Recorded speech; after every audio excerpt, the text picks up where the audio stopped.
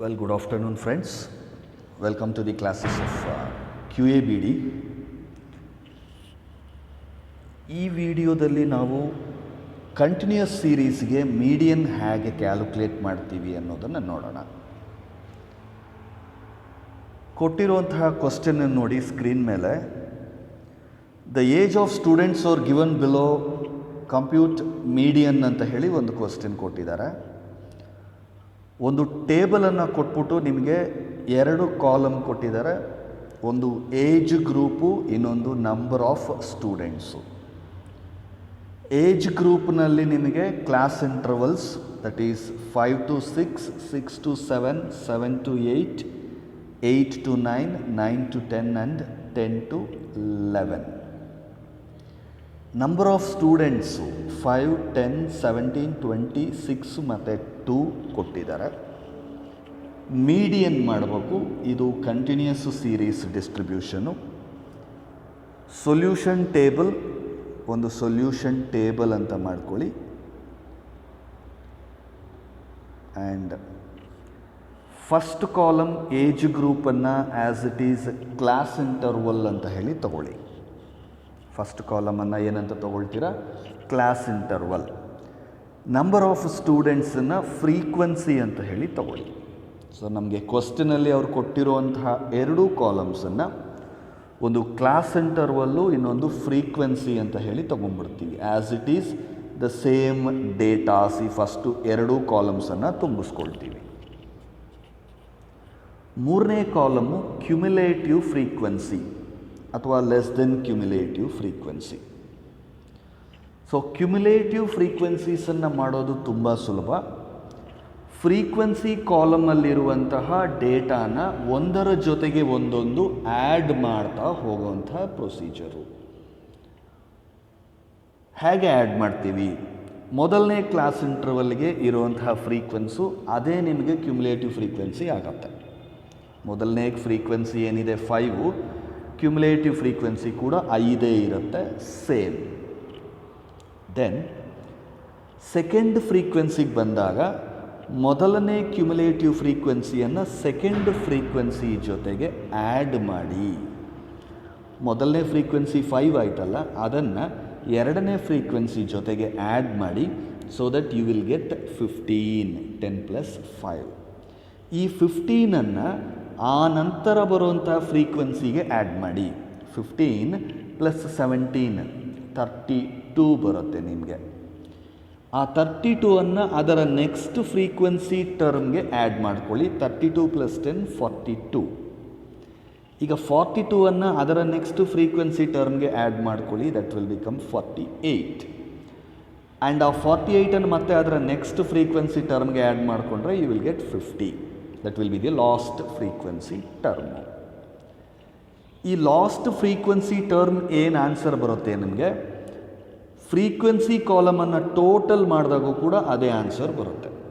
ಈಗ summation frequency ಅಂತ ನಾವು n = 50 ಮಾಡ್ಕೊಂಡಿದ್ದೀವಲ್ಲ, ಈ ಕಾಲಮಿನ ಟೋಟಲ್ಲು ನಿಮಗೆ ಲಾಸ್ಟ್ ಕ್ಯುಮ್ಯುಲೇಟಿವ್ ಫ್ರೀಕ್ವೆನ್ಸಿನ ಲಾಸ್ಟ್ ಟರ್ಮ್ ಏನಿರುತ್ತೋ ಅದೇ ನಿಮ್ಮ ಟೋಟಲ್ಲು ಕೂಡ ಆಗಿರುತ್ತೆ. ಅಕಸ್ಮಾತ್ ನೀವು ಕ್ಯುಮ್ಯುಲೇಟಿವ್ ಫ್ರೀಕ್ವೆನ್ಸಿ ಸರಿಯಾಗಿ ಆ್ಯಡ್ ಮಾಡಿಕೊಂಡಿಲ್ಲ ಅಂದರೆ ಚೆಕ್ ಮಾಡ್ಕೋಬೋದು. ಲಾಸ್ಟಲ್ಲಿ n ವ್ಯಾಲ್ಯೂ ಏನಿರುತ್ತೋ ಲಾಸ್ಟ್ ಕ್ಲಾಸಿನ ಕ್ಯುಮ್ಯುಲೇಟಿವ್ ಫ್ರೀಕ್ವೆನ್ಸಿ ಕೂಡ ನಿಮಗೆ ಸೇಮ್ ಆನ್ಸರ್ ಇರುತ್ತೆ. ಸೊ ಇದಿಷ್ಟು ನೀವು ಟೇಬಲ್ ಮಾಡ್ಕೊಂಡಿದ್ದಾದಮೇಲೆ n/2 ವ್ಯಾಲ್ಯೂವನ್ನು ನೀವು ಕ್ಯಾಲ್ಕುಲೇಟ್ ಮಾಡ್ಕೋಬೇಕು. n/2 n is the summation F. Frequency ಕಾಲಮಿನ ಟೋಟಲನ್ನು n ಅಂತ ಹೇಳಿ ಕರಿತಾ ಇದ್ದೀವಿ. ಸೊ n/2 ಅಂತಂದರೆ ಇಲ್ಲಿ 50 / 2. 50 / 2 ದಟ್ ಮೀನ್ಸ್ 25. ಸೊ ಈ 25ಅನ್ನು ನೀವು ಈ ಕ್ಯುಮ್ಯುಲೇಟಿವ್ ಫ್ರೀಕ್ವೆನ್ಸಿ ಕಾಲಮಲ್ಲಿ ಯಾವ ಸಂಖ್ಯೆಯಲ್ಲಿ ಬರುತ್ತೆ ಅನ್ನೋದನ್ನು ಐಡೆಂಟಿಫೈ ಮಾಡ್ತಾ ಹೋಗಬೇಕು ಫ್ರಮ್ ಟಾಪ್. ಈಗ ಫಸ್ಟು ನೀವು 5 ನೋಡಿದಾಗ 5ಅಲ್ಲಿ 25 ಇದೆಯಾ? ಇಲ್ಲ. 5 ಈಸ್ ವೆರಿ ಸ್ಮಾಲ್ ಅಲ್ವಾ? ಇಲ್ಲ. ಆ್ಯಂಡ್ 15ಅಲ್ಲಿ ಕೆನ್ ಯು ಐಡೆಂಟಿಫೈ 25 ಅಂದರೆ no, not possible. And the next one 32, yes. ಇಲ್ಲಿ ಯು ಕ್ಯಾನ್ ಫೈಂಡ್ ಯುವರ್ 25. ಈ 32 ಒಳಗೆ ನಿಮ್ಮ 25 ಇದೆ. ಸೊ ಎಲ್ಲಿ ಯಾವ ನಿಮ್ಮ ಕ್ಯುಮುಲೇಟಿವ್ ಫ್ರೀಕ್ವೆನ್ಸಿಯಲ್ಲಿ ಈ ಒಂದು n/2 ವ್ಯಾಲ್ಯೂವನ್ನು ನೀವು ಐಡೆಂಟಿಫೈ ಮಾಡೋದಕ್ಕೆ ಸಾಧ್ಯ ಆಗುತ್ತೋ ಫ್ರಮ್ ದ ಟಾಪ್, ಅದು ನಮ್ಮ ಮೀಡಿಯನ್ ಕ್ಲಾಸ್ ಆಗುತ್ತೆ. ಅದು ನಮ್ಮ ಏನಾಗುತ್ತೆ, ಮೀಡಿಯನ್ ಕ್ಲಾಸ್. ಮೀಡಿಯನ್ ಕ್ಲಾಸನ್ನು ಐಡೆಂಟಿಫೈ ಮಾಡಿಕೊಂಡಿದ್ದಾದ ಮೇಲೆ ನೀವು ಮೀಡಿಯನ್ನಿನ ಫಾರ್ಮುಲಾ ಬರೀಬೇಕು. ಕಂಟಿನ್ಯೂಸ್ ಸೀರೀಸಲ್ಲಿ ಮೀಡಿಯನ್ ಕ್ಯಾಲ್ಕುಲೇಟ್ ಮಾಡೋದಕ್ಕಿರುವ ಫಾರ್ಮುಲಾ ಇಲ್ಲಿದೆ ನೋಡಿ. M, that is median, capital M ಅಂತಂದರೆ median equals to L plus n/2 minus cumulative frequency by frequency into I. ಈ L ಅಂದರೆ ಯಾವುದು? ಈಗ ನಾವಿಲ್ಲಿ ಮೀಡಿಯನ್ ಕ್ಲಾಸನ್ನು ಐಡೆಂಟಿಫೈ ಮಾಡಿದ್ದೀವಲ್ಲ, ಈ ಮೀಡಿಯನ್ ಕ್ಲಾಸ್ ಇಂಟರ್ವಲ್ಸಲ್ಲಿ 2 ಲಿಮಿಟ್ ಇರುತ್ತೆ, ಲೋಯರ್ ಲಿಮಿಟು ಮತ್ತು ಅಪ್ಪರ್ ಲಿಮಿಟು. ಈ ಲೋಯರ್ ಲಿಮಿಟು ಮೀಡಿಯನ್ ಕ್ಲಾಸಲ್ಲಿ ಬರುವಂತಹ ಲೋಯರ್ ಲಿಮಿಟನ್ನೇ ನಾವು L ಅಂತ ಹೇಳಿ ಕರಿತೀವಿ. ಯಾವುದನ್ನು? ಮೀಡಿಯನ್ ಕ್ಲಾಸಲ್ಲಿ ಬರುವಂತಹ ಫಸ್ಟ್ ಲೋಯರ್ ಕ್ಲಾಸ್ ಲಿಮಿಟ್. ಅಂದರೆ ಇಲ್ಲಿ L equals to 7.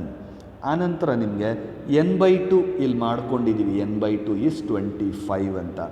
Then CF ಅಂದರೆ ಪ್ರೀವಿಯಸ್ ಕ್ಯುಮುಲೇಟಿವ್ ಫ್ರೀಕ್ವೆನ್ಸಿ ಅಂದರೆ ನಮ್ಮ ಮೀಡಿಯನ್ ಕ್ಲಾಸ್ ಇದೆಯಲ್ಲ, ನಮ್ಮ ಮೀಡಿಯನ್ ಕ್ಲಾಸಿನ ಮೇಲ್ಗಡೆ ಬರುವಂತಹ ಒಂದು ಕ್ಯುಮುಲೇಟಿವ್ ಫ್ರೀಕ್ವೆನ್ಸಿಯನ್ನೇ ಪ್ರೀವಿಯಸ್ ಕ್ಯುಮುಲೇಟಿವ್ ಫ್ರೀಕ್ವೆನ್ಸಿ ಅಂತ ಹೇಳಿ ಕರಿತೀವಿ, ಅಥವಾ ಸಿಂಪ್ಲಿ CF ಅಂತ ಬೇಕಾದ್ರೂ ಕರಿಬೋದು median ಫಾರ್ಮುಲಾದಲ್ಲಿ.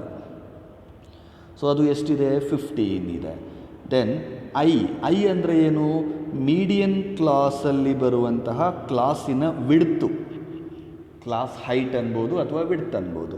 That is upper class limit minus lower class limit. ಇಲ್ಲಿ ನಿಮಗೆ 8 minus 7, that is 1 is your I value equals to 1.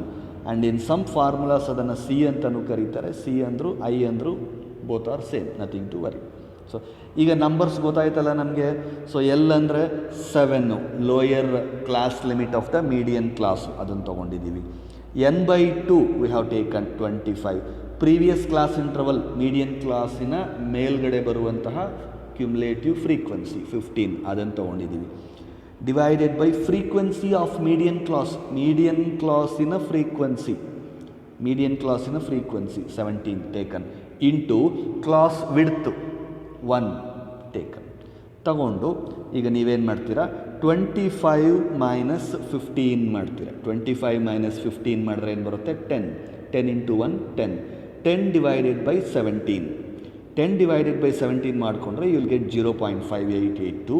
So ಇಲ್ಲಿ 7 ಇದೆಯಲ್ಲ, 7 plus 0.5882, the answer should be 7.5882 will be your median equals to 7.5882. That is your median for this problem. So ಅರ್ಥ ಆಗಿದೆ ಅಂತ ಅಂದ್ಕೊಳ್ತೀನಿ. ಏನಾದರೂ ಸಮಸ್ಯೆ ಇದ್ದರೆ ದಯವಿಟ್ಟು ಕಾಲ್ ಮಾಡಿ.